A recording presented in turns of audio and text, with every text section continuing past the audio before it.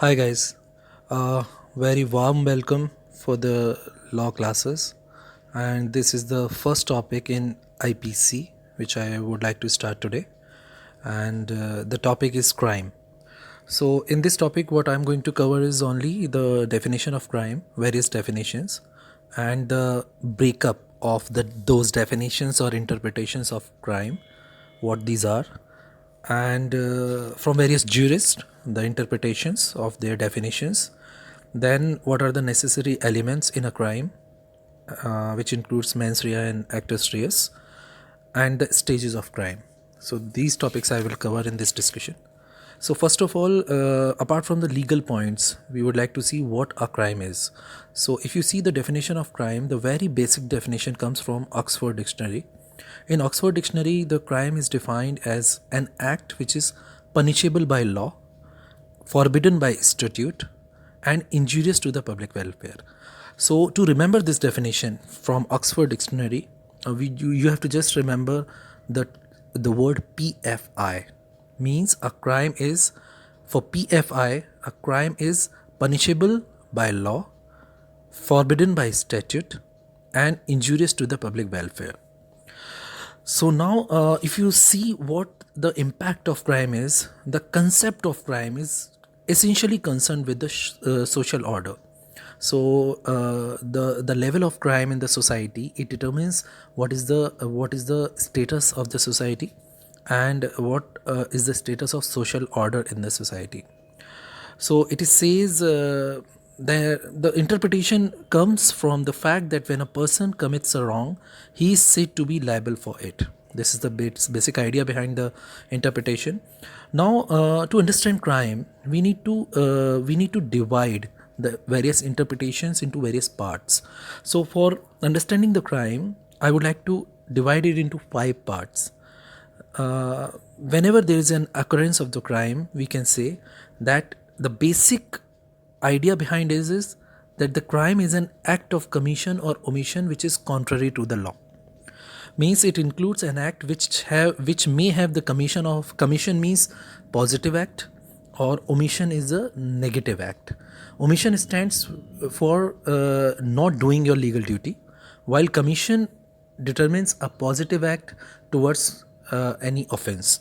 So the crime can be said as an act of commission or omission which is contrary to the law. This is first point.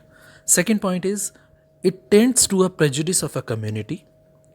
Third point is for which punishment can be inflicted. Fourth point is as the result of judicial proceedings. And the fifth is taken in the name of the state. So these 5 elements combinedly makes a standard definition of crime. I am repeating it. A crime is an act of commission or omission contrary to the law, which tends to a prejudice of a community, for which punishment can be inflicted as a result of judicial proceedings taken on the name of the state. Because you have seen all the criminal cases which are related with the crime, they are always taken on the name of the state. Okay. So now there are various definitions, but the basic idea is behind these 5 typical elements. There is one jurist, which is Blackstone. He defined crime as an act committed or omitted in violation of a public law, either for binding it or commanding it. So here you can see that everywhere in all the definition which is covered now and which we are going to see now, the basic idea is the commission or omission, and for which the punishment can be inflicted. What is the punishment, that we will see in further discussions. And the other 2 important points are that this punishment is inflicted as a result of judicial proceedings which are taken on the name of the state. So another definition of crime comes from Stephen. Stephen defines crime as an act forbidden by law and which is at the same time revolting to the moral sentiments of the society. So here what Stephen did, he took the legal aspect as well as the moral aspect of the society, which is very much related with the natural law concept. Coming to the modern perspective, Clare has given a modern approach of crime, which is very much full of utility as of now, because he defines that crime is a threat to every member of the society. Although it is seen or it is presumed that in reality it's an offense which is against only for one specific person, but in true senses it's not against one person, although it seems that it is against one person, but in fact it is against the overall society. It's a threat to the overall society. This is very much relevant in the modern perspective. So Clare's definition is very much relevant. So if you compare all these definitions, as I said, Clare's definition is very much relevant, but the essential idea of the crime comes from the elements of it. You can go to any definition, you can go to and refer to any jurist, but the idea behind is that the elements of crime remain the same. So these are typically it was the breakup of the definition. But if I see that what are the elements of the crime, before going to that, we should understand that how the mechanism of those element works. So if I say that necessary elements to constitute a crime, what it is? So there are four actually. The first element is a human being, which is under a legal obligation to act in a particular way, and hence it's a fit subject for the infliction of appropriate punishment. In this point, we can understand that being a natural person is not enough to inflict the punishment or to make the person accusable for a crime. It's not so. It should be a fit subject.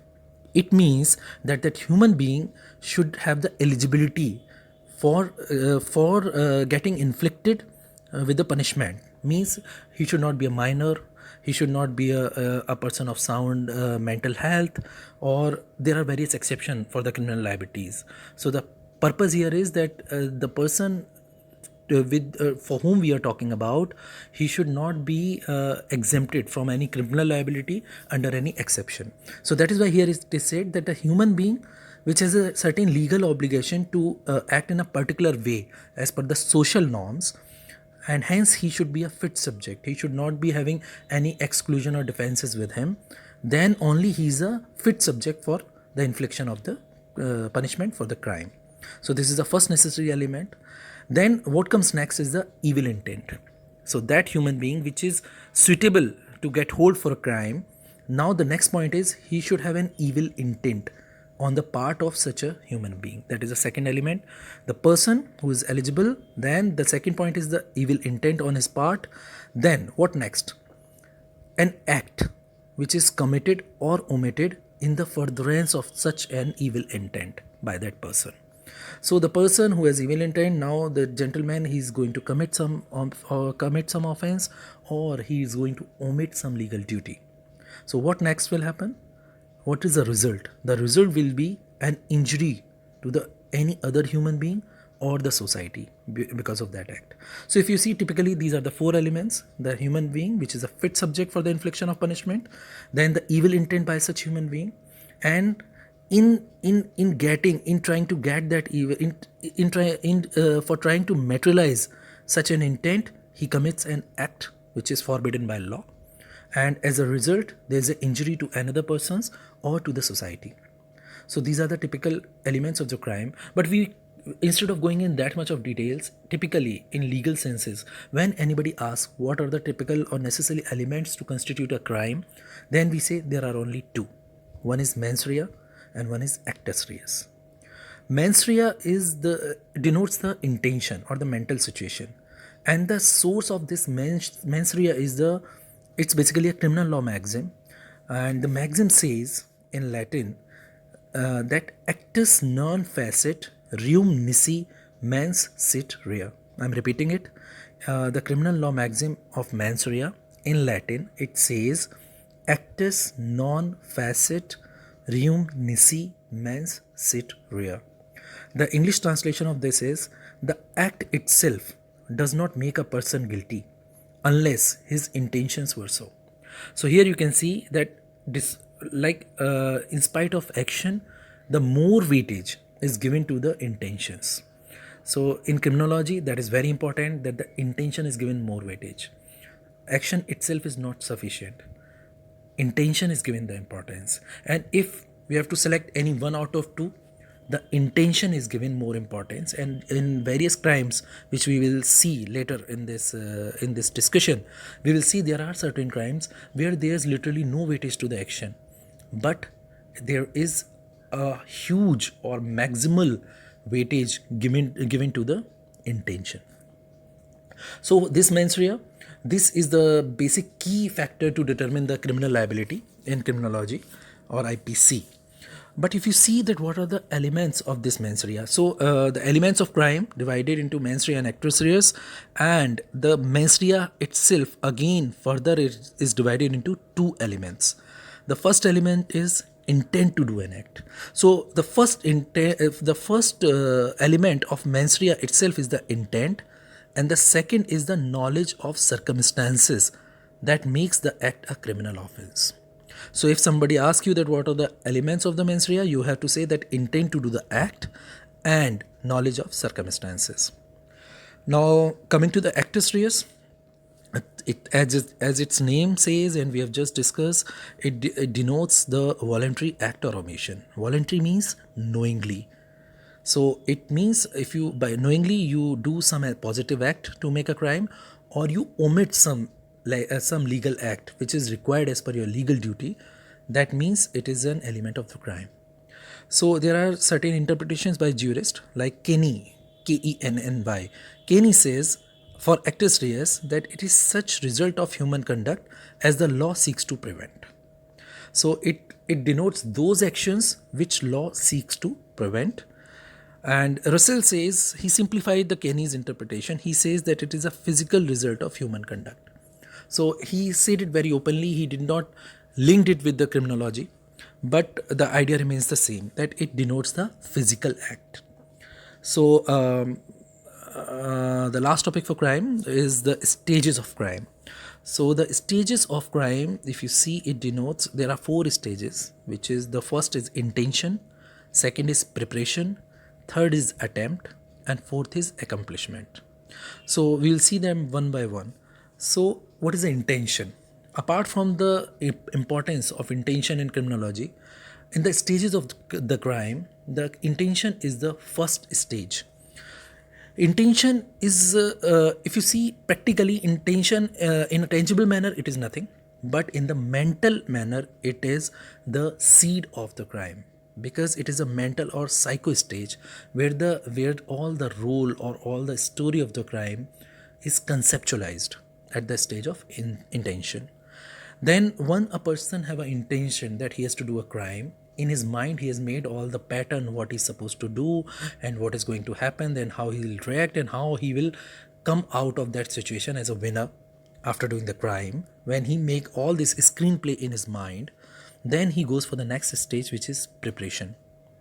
For the preparation, what he does, he try to arrange all the necessary resources to execute the crime.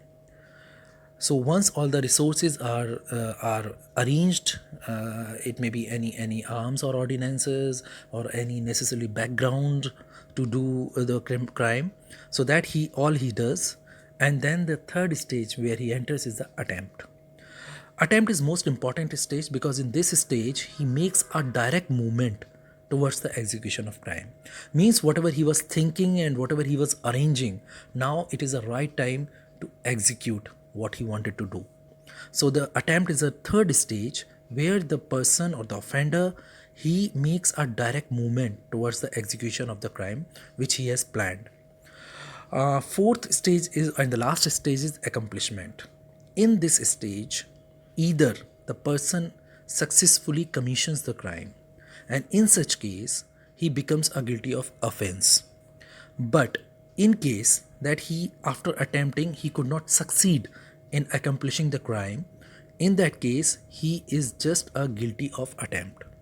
So we can say accomplishment can result in only two things. One is the successful commissioning of the crime, and in such case the person is guilty of the offense.